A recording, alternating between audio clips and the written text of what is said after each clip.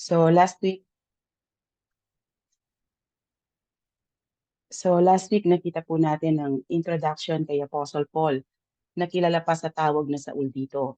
Nakita natin na may role siya sa pagpatay kay Stephen at siya din ang nangunguna sa operation sa pag-persecute sa mga Christians. Dahil sa persecution na naranasan ng church, kaya naman na-scattered ang mga believers at napunta sila sa iba't ibang lugar, particularly sa lupain ng Judea at Samaria. Itong mga Christians na napunta sa iba't ibang lugar ay naging tapat sa salita ng Panginoon. At kahit saan sila mapunta, ipinapangaral nila ang kaligtasan na hatid ni Kristo. After ng brief introduction kay Apostle Paul, ipinakita naman sa atin si Philip na isa ding masugid na tagasunod ni Jesus. Isa siya sa 7 deacons na itinalaga ng mga apostles upang mangalaga sa mga Hellenistic widows. Napunta si Philip sa Samaria at nangaral siya doon. Dahil sa kapangyarihan ng Holy Spirit na nasa kanya, marami siyang mga signs and wonders na nagagawa kaakibat ng kanyang mensahe patungkol kay Jesus.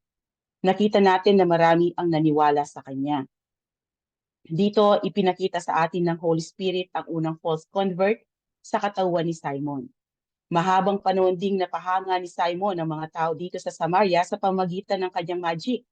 Pero noong dumating si Philip at ipinangaral ang magandang balita sa mga tao, sila ay sumampalataya sa Panginoong Yesus at naging followers sila nito. Nawalan ngayon ng followers itong si Simon dahil yung mga taong dating nagpa-follow sa kanya ay napunta ngayon kay Jesus Christ. Dahil dito naisipan din ni Simon na sumunod kay Jesus Christ, but for a different reason. At yun ay selfish ambition. Gusto niyang ma-observe kung paano ginagawa ni Philip ang mga signs and great miracles na ginagawa nito. Kaya kunyari, sumampalataya din siya kay Jesus Christ at nagpabaptize din siya para ma-associate kay Philip. Dito makikita natin ang katotohanan na hindi lahat ng nasa church at hindi lahat ng nagsabing sumasampalataya sila kay Jesus at nagpabaptize ay totoong may saving faith. Yung iba gusto lang nila ang benefits na makukuha nila sa pagiging Christian o yung tulong na makukuha nila sa mga Kristiyano. Christians are known for being generous. Kaya maraming mga tao na sumasama sa mga Christian churches para doon. So nakakalungkot man po yun pero may katotohanan niyon. Nandito naman sa aaralin natin, makikita muna natin ang pagmiminister ni na Apostle Peter and John sa Samaria bago ang gagawing pag-rebuke ni Apostle Peter kay Simon. Dito may expose ang tunay na spiritual status ni Simon na hindi pala siya totoong converted. Wala siyang saving faith dahil hindi siya totoong sumampalataya kay Jesus Christ. So Simon sins, dito na po tayo sa Acts 8 verses 14 to 25. Sabi dito, when the apostles who were at Jerusalem heard that Samaria had received the word of God, they sent Peter and John to them. After they went down there, they prayed for them so that the Samaritans might receive the Holy Spirit because he had not yet come down on any of them. They had only been baptized in the name of the Lord Jesus. So nakarating po sa mga apostles who were at Jerusalem ang success ng pangangaral ni Philip sa mga taga-Samaria, that they had received the word of God. So medyo shocking ang news na ito sa mga devout Christian Jews na included pala ang mga Samaritans sa kingdom ni God. Napag-aralan po natin last week na hindi okay ang relasyon ng dalawang grupo na ito. Devout Jews despise the half-breed Samaritans dahil hindi sila naging faithful kay God. Sumamba sila sa mga pagan idols na dala ng mga foreigners na sumakop sa kanila at nagkaroon din ng intermarriages. Sila po ay nagsipag-asawa ng mga pagano. So what they did, they sent Peter and John to them. So kinomission po ng mga apostles sa Jerusalem sina Peter and John na pumunta sa Samaria to inspect the work of Philip and help him with the spiritual harvest. Titignan nila kung totoo ba itong umabot na news na ito sa kanila. Kung totoo ba nakasama din sa kingdom ni God ang mga Samaritans na ito. Kailangan manggaling sa mga apostles na tumatayong leaders ng church ang confirmation na part nga ang mga Samaritans sa kingdom ni God. Kahit scattered na po dito ang mga believers sa time na ito, na natiling ang mga apostles ang tumatayong pinaka-leader ng church. Isa pa, nandoon po sila para din ipag-pray ang mga mananampalataya na totoong tumanggap kay Jesus Christ, so that the Samaritans might receive the Holy Spirit because He had not yet come down on any of them. Although sumampalataya na po sila sa Panginoong Yesus, pero hindi pa nagdudwell sa kanila ang Holy Spirit dito. They had only been baptized in the name of the Lord Jesus Christ. Baka po ang tanong nyo ngayon, di ba sinasabi ng Bible na kapag tinanggap mo si Jesus Christ sa buhay mo, ang Holy Spirit ay automatic na magdudwell sa iyo at salvation? Tama po yun. Tignan po natin yung mga supporting verses dito. Example, sa Romans 8:9. Pakibasa po, Sister Charm. Ngunit hindi na kayo namumuhay ayon sa laman, kundi ayon sa Espiritu. Sa katunayan, naninirahan sa inyo ang Espiritu ng Diyos. Kung wala sa isang tao ang Espiritu ni Kristo, hindi kay Kristo ang taong iyon. So kung sumampalataya ka kay Christ, automatic mapapasayo ang Holy Spirit. Meron pa sa 1 Corinthians 6:19. Sabi po dito, hindi ba nyo alam na ang inyong katawan ay templo ng Espiritu Santo na nasa inyo at ipinagkaloob ng Diyos sa inyo? Hindi nyo pag-aari ang inyong katawan. So nakita natin na kung na kay Christ ka, nananahan sa iyo ang Holy Spirit. Kung ganun pala, bakit sinasabi ng verse 15 na inaaral natin na hindi pa daw nare-receive ng mga Samaritans ang Holy Spirit gayong sumampalataya na sila kay Kristo? So alam niyo po ba na isa ito sa controversial at debatable na verse sa Bible? Dahil sinasabi po ng iba na ang Holy Spirit ay kailangang ikumanta ng mga elders ng church para ito bumaba sa mga mananampalataya. Dahil iyon daw ang ginawa ni na Peter and John na mababasa po natin sa verse 17. Sabi po dito, Peter and John laid their hands on them and they received the Holy Spirit. So, ito po ang ginagamit na verse ng iba para sabihin na kailangan munang ilay hands ng mga elders, ng mga believers, para bumaba sa kanila ang Holy Spirit. Which is maling katuruan po yun. Hindi po tama yun, okay? Maling turo po yun at maling interpretation sa text na ating inaaral. This kind of teaching ignores the transitional nature of the book of Acts. Tandaan po natin mga kapatid, na ang Book of Acts ay critical time for transition from Old Covenant to New Covenant. Maraming pagbabago po dito. Kung dati come and go ang Holy Spirit sa mga tao ng Diyos, ngayon nagdudwell na ang Holy Spirit sa mga tao ng Diyos. At kung dati ang mga Hudyo lamang ang nasa covenant ni God, sa New Testament, lahat ng lahi na sasampalataya sa tinapos na gawa ni Kristo sa cross ay mapapasama sa New Covenant or sa Church ni Christ. Ang Holy Spirit ay katibayan ng isang mananampalataya ay totoong na kay Christ para siyang engagement ring mula sa ating groom na si Jesus Christ. So if that's the case, ang tanong ngayon, why did the Samaritans and later the Gentiles and the few disciples of John the Baptist have to wait for the apostles before receiving the Holy Spirit? Ang sagot po dyan, for the unity of Christ Church. The apostles need to stand as witnesses to the indwelling of the Holy Spirit among the Samaritans. Dahil for centuries, ang mga Samaritans at Jews ay mortal enemies. Marumi po at mababa ang tingin ng mga pure-blooded Jews sa mga Samaritans, kaya nga iniiwasan nila ang dumaan sa lugar na mga ito. Ang Samaria po kasi ay nasa gitna ng Galilee at Jerusalem. At kung nasa Jerusalem ka, at gusto mong mapabilis yung pagpunta mo yung paglalakbay mo papuntang Galilee, mas mainam na dumaan sa Samaria. Mas malapit po yun. Mas mapapabilis ang paglalakbay mo. Pero dahil nga po hate ng karamihang Hudyo ang mga Samaritans, kaya ina-avoid nila na dumaan dito. Mas pinipili pa nila ang mas mahabang route kaysa ang dumaan sa Samaria, kung saan mas mapapabilisan ang kanilang paglalakbay.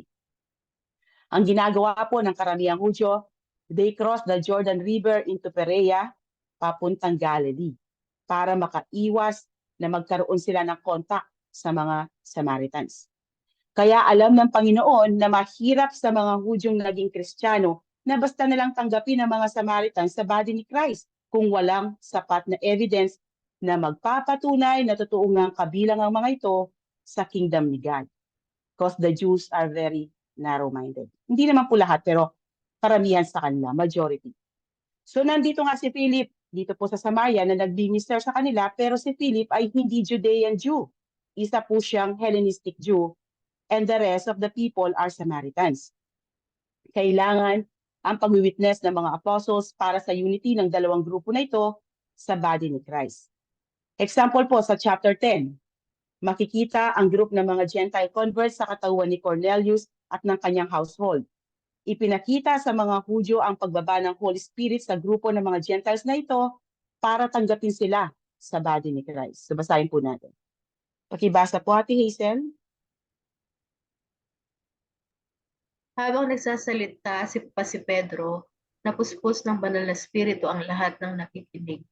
Ang mga mananampalatayang Hudyo na sumama kay Pedro mula sa Hopa ay namangha dahil ipinagkaloob din ng Diyos ang banal na espiritu sa mga hindi Hudyo.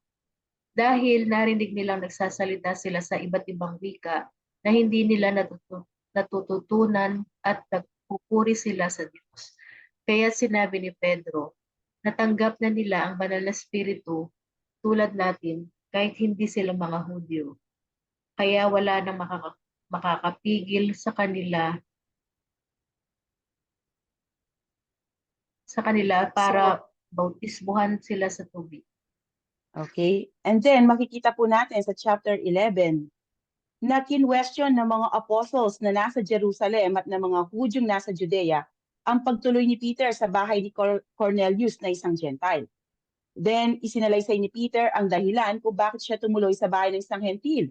At ipinaliwanag niya sa mga ito na nakita din niyang bumaba ang Holy Spirit sa kanila tulad ng nangyari sa kanilang mga Hudyo. Basahin po natin. Pakibasa po, Sister Sharon.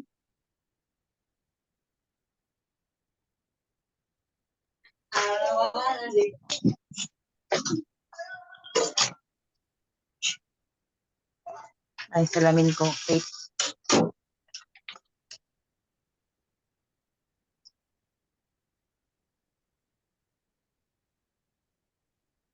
At nang magsalita na ako, napuspos sila ng banal na espiritu tulad din ng nangyari sa atin noon. At naalala ko ang sinabi ng Panginoong Jesus. Nabautismo si Juan sa tubig, ngunit babautismohan kayo sa banal na espiritu. Kaya ang nangyari sa kanila ay nagpapatunay na ang ibinigay ng Diyos sa ating mga Hudyo nang sumampalataya tayo sa Panginoong Hesukristo ay ibinigay din niya sa mga hindi Hudyo. At kung ganoon ang gusto ng Diyos, sino ba ako para hadlangan siya? Nang marinig ito ng mga kapatid na Hudyo, hindi na nila binatiko si Pedro. Sa halip ay nagpuri sila sa Diyos. Sinabi nila, kung ganoon, ibinigay din ng Diyos sa mga hindi Hudyo ang pagkakataon na magsisi para matanggap nila ang buhay na walang hanggan. So nakita po nyo na medyo may pagka-narrow-minded ang mga Jews. Dahil iniisip nila sila lang ang nasa covenant ni God. Kaya sila lang ang maliligtas.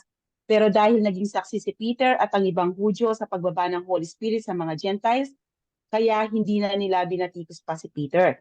Bagkus ay tinanggap nila ang mga Gentiles bilang kabahagi sa body ni Christ. Kung walang apostle at Jews na witness sa pangyayaring ito, sa tingin po nyo, tatanggapin ba ng mga Hudyo ang mga Gentiles sa body ni Christ? Hindi po. Kaya ganoon din sa mga Samaritans. Hindi nila tatanggapin ang mga ito kung walang saksi na magpapatunay na kabahagi nga ang mga ito sa New Covenant. Even sa Old Testament, hate po ng mga Hudyo ang mga taong outside sa covenant ni God. Actually, Israel as a nation had always been called to be God's missionary. Pinili po ng Panginoon ang Israel para sila sana ang mag-reach out sa ibang nation at ipangaral sa mga ito ang one and true living God. Kaso, ang pagiging chosen nation po nila ay naging pride nila. Example po si Jonah. Hindi niya gusto na makatanggap ng kaligtasan ng mga Gentiles sa Ninive na namumuhay sa kasalanan. Kaya sumuway siya sa utos ng Diyos. At sa chapter 4 po, makikita na nagalit siya at mas gusto pa niyang mamatay kaysa makita na patawarin ng Diyos ang mga taga-Ninive. Ganon din po ang mga devout Jews dito sa New Testament. Hindi nila gugustuhin na makatanggap ng kaligtasan ng mga taong hindi pure-blooded Jews.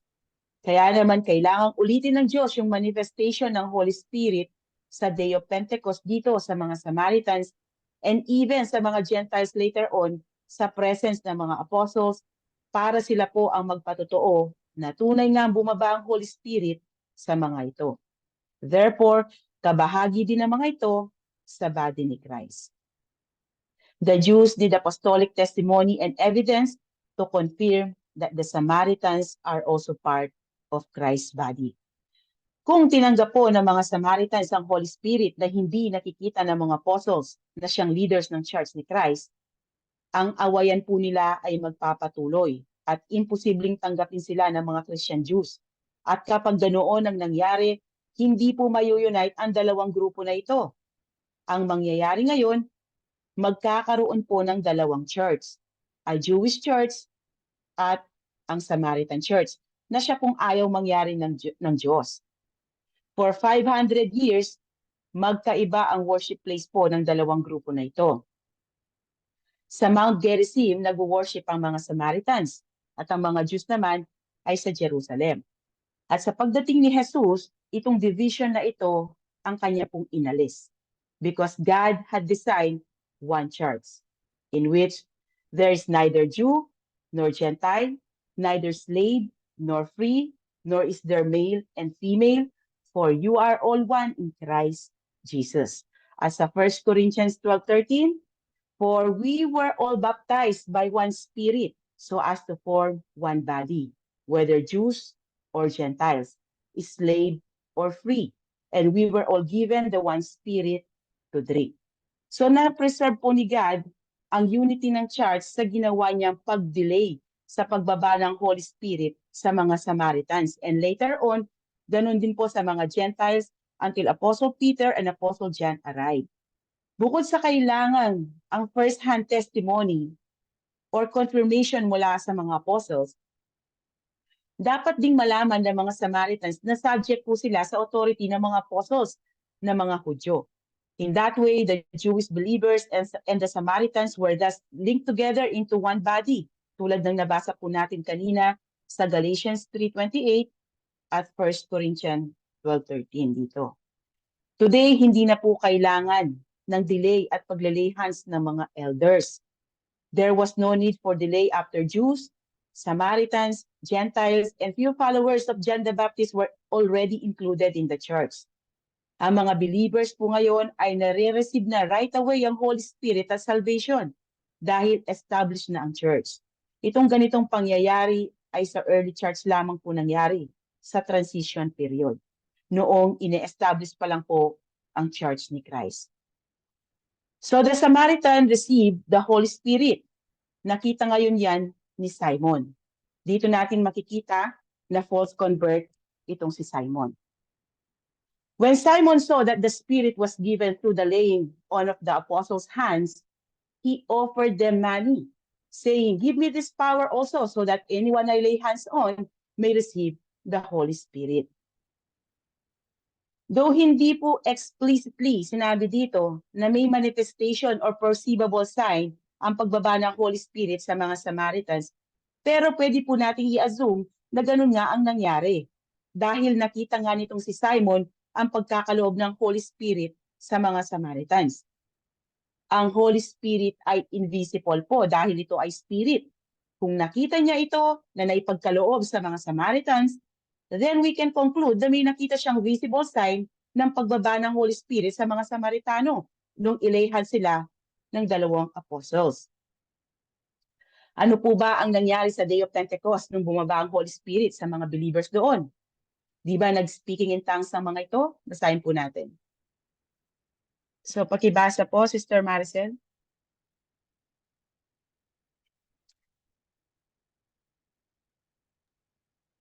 Nagkakatipon silang lahat sa isang lugar na sumapit ang araw ng Pentecost. Walang ano-ano'y may ingay na nagmula sa langit na tulad ng ugong ng malakas na hangin at napuno nito ang bahay na kinaroroonan nila. may nakita silang parang mga dilang apoy na dumapo sa bawat isa sa kanila at silang lahat ay napuspos ng Gavin, blow the candle. espiritu at nagsimulang magsalita ng iba't ibang wika ayon sa pinagkaloob sa kanila ng espiritu. So nakita din natin ang manifestation na yan sa Acts chapter 10 na binasa po natin kanina, na nag-speaking in tongues din ng mga Gentiles na nakareceive ng Holy Spirit, at ganun din po makikita yan sa chapter 19. Doon naman po sa mga disciples ni John the Baptist, nag-speaking in tongues din po sila after bumaba ng Holy Spirit sa kanila. So most scholars believe na nag-speaking in tongues din ang mga Samaritans dito. Dahil kung walang manifestation, hindi po ito makikita ng dalawang apostles, at ganoon din ni Simon na bumaba na sa kanila ang Holy Spirit. Ito po marahil lang nakita ni Simon na manifestation ng Holy Spirit, at ang perceivable sign na ito ang pumukaw sa kanyang interest. At dahil greedy po siya sa power, Simon offered them money, saying, "Give me this power also, so that anyone I lay hands on may receive the Holy Spirit." He treated the two apostles as though they were fellow practitioners of magic. Kaya naman, inopera niya ang mga ito na bilhin ng inaakala niyang secret power ng dalawang apostles. Actually, noon at ngayon, may mga magician pa rin po na ibinebenta ang kanilang secret para makapag-perform din ng magic ang ibang tao. Kaya hindi po nakakapagtaka kung inakala ni Simon na pwede niyang bilhin ang power na nakita niya sa dalawang apostles dahil nasanay po siya sa ganitong practice. Tandaan po natin to mga kapatid, walang anumang meron ng Diyos na ipinagbibili. Lalong hindi mabibili ang Holy Spirit na isang Diyos. Walang pwedeng i-offer ang sinful men sa isang banal na Diyos na may likha at may-ari ng lahat. Ang salvation at mga spiritual blessings ay freely given by God sa mga taong gusto niyang bigyan nito. Sabi nga po sa Isaiah 51:1, "Is anyone thirsty? Come and drink. Even if you have no money, come, take your choice of wine or milk. It's all free." Salvation po ang tinutukoy dyan. At ang nakaka-receive ng salvation ay pinagkakalooban ng Holy Spirit na nagdudwell sa kanila. Pero itong offer na ito ay para lamang sa mga taong broken, contrite heart, repentant, and truly believing in Christ. Hindi po ito available sa mga taong mataas ang tingin sa kanilang mga sarili, gaya ni Simon. Alam niyo po ba na dahil sa ginawang offer ni Simon dito para bilhin ng Holy Spirit, kaya nagkaroon ng term na simony. Ang sabi po ng vocabulary.com patungkol dito, in some Christian churches, buying or selling something spiritual is known as simony. If a priest became a bishop by paying a bribe, that would be an act of simony. Simony comes from the New Testament story of Simon Magus, who offered money to two apostles in exchange for the ability to perform miracles.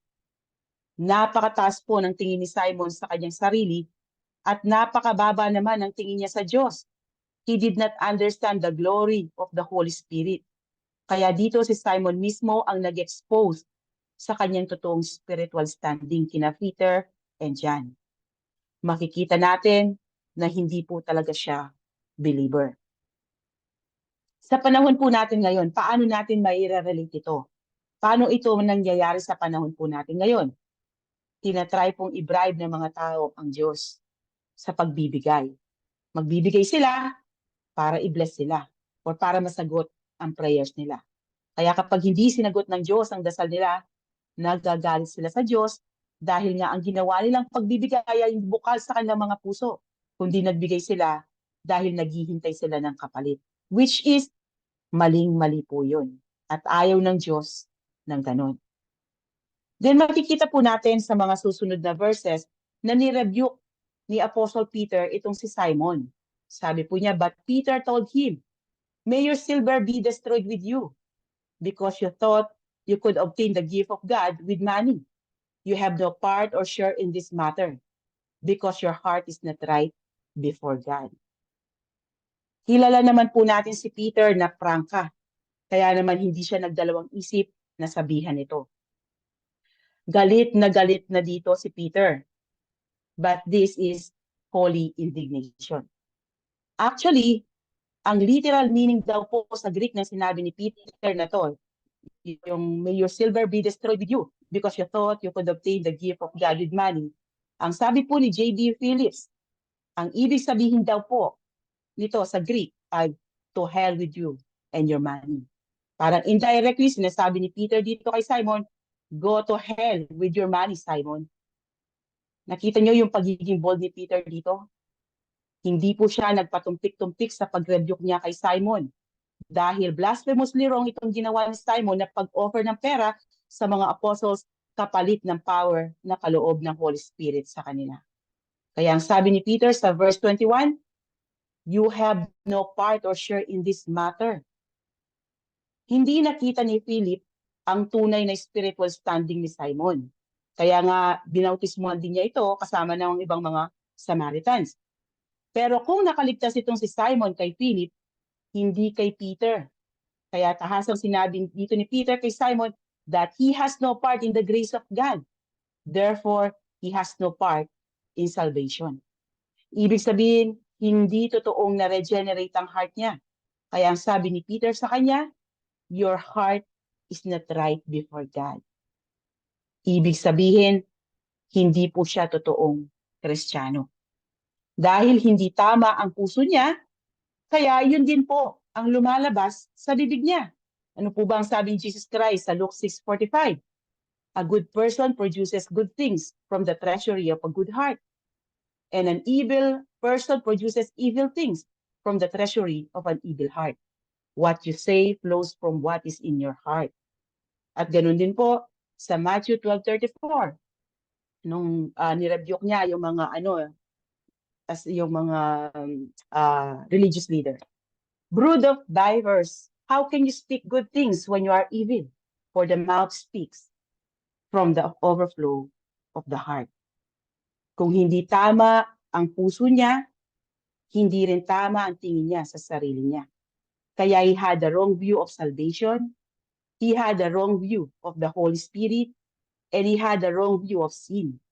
Kapag kasi hindi tama ang tingin mo sa sarili mo, hindi rin tama ang tingin mo sa Diyos at sa kasalanan. Magkakaroon ka lang ng proper view kay God kapag nakita mo ang pagiging makasalanan mo. At ang destination mo pala ay sa impyerno. Though Peter condemned him for his action, hindi siya iniwan na walang hope. Binigyan pa rin niya ito ng chance to repent. Kaya ang sabi po dito sa verses 22 to 23, therefore repent of this wickedness of yours and pray to the Lord that, if possible, your heart's intent may be forgiven. For I see you are poisoned by bitterness and bound by wickedness. He commands Simon to repent. He challenges Simon to have a correct view of his heinous sin. Kailangan niyang makita na malaking kasalanan ang ginawa niya. Repent in Greek is metanoeo, to change one's mind or purpose, hence to repent. It involves turning from sin to God. Ito po yung 180-degree na pagtalikod sa kasalanan at pagharap sa Diyos. Kung gagawin ni Simon ito ng taos sa kanyang puso, siya po ay patatawarin ng Diyos. Peter warns Simon of the seriousness of his situation. I see you are poisoned by bitterness and bound by wickedness. The phrase poisoned by bitterness is very strong. Dahil ang poison dyan ay gall or wormwood na napakapait. Ibig sabihin po niyan sa Greek ay extremely bitter condition. Ibig sabihin bitter. Ganun po, di ba? Double bitter, sobrang bitter. It vividly pictures the reality of one in the bondage of sin. Parang sinasabi po dito ni Peter sa kanya, you are a slave to your sin. You must repent. Sabi nga po sa Proverbs 5:22, an evil man is held captive by his own sin. They are ropes that catch and hold him. So ang tanong po ngayon, nahikayat ba ni Peter si Simon na magrepent? Tignan po natin ang kanyang naging tugon. Sabi po ni Simon kay Peter, pray to the Lord for me, Simon replied, "So that nothing you have said may happen to me." Yan po ba ang repentant heart? Hindi. Ang paghingi po ng kapatawaran ay personal. Hindi po tayo maire-repent ng ibang tao. Kaya itong sinabi ni Simon na ito kay Peter ay parang may sense pa ng pangungutya or mockery. Parang ganito, edi ipagdasal mo ako para hindi mangyari yung sinasabi mo.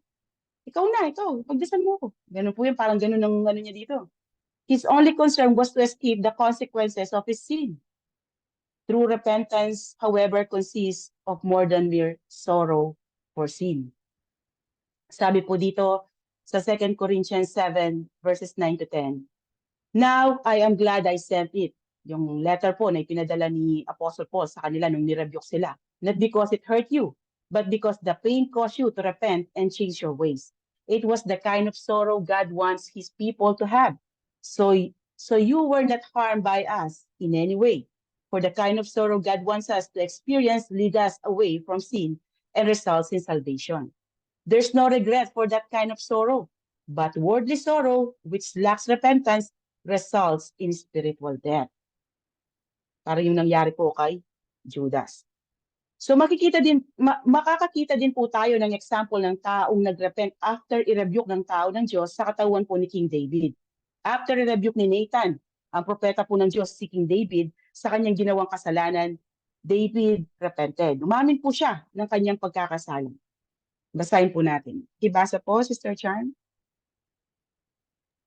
2 Samuel 12:13-14. Sinabi ni David kay Nathan, "Nagkasala ako kay Yahweh." Sumagot si Nathan, "Pinapatawad ka na ni Yahweh at hindi ka mamamatay. Ngunit dahil nilapastangan mo si Yahweh, ang magiging anak mo ang mamamatay." Sa case po ni Simon, wala tayong nakitang personal confession na nangyari dito. Walang self-judgment. Hindi niya inacknowledge ang kasalanan niya. Hindi siya humingi ng tawad sa Diyos, kaya walang repentance na nangyari. Nakakalungkot dahil nirebuke na nga po siya ni Peter sa mali niyang ginawa, pero hindi pa rin siya nagrepent. At doon natapos ang malungkot na kwento po ni Simon. He's close, and yes so far, para po sa masave. And then tinapos po ni Luke ang kwento dito sa Samaria sa pagsasabing, "So after they had testified and spoken the word of the Lord, they traveled back to Jerusalem, preaching the gospel in many villages of the Samaritans." On their return trip, itinangaral po ng dalawang apostles ang gospel sa maraming nayon sa Samaria na kanilang nadaanan pabalik ng Jerusalem. Ipinagpatuloy nila ang evangelistic work na sinimulan ni Philip dito. Ginrab po nila ang opportunity na nandoon na din naman sila, might as well preach the word of God. Ganoon po ang mga faithful servant ni God. Wala pong bakasyon or time out sa paglilingkod nila sa Diyos. So dito po nagtatapos ang lesson natin for today. Maraming salamat po sa pagkikinig mga kapatid. I hope meron po tayong natutunan patungkol po sa kwento nitong si Simon, ganun din po ng mga Samaritan at ang pagiging faithful po ni Philip sa pangangaral ng salita ng Panginoon. So God bless po sa lahat.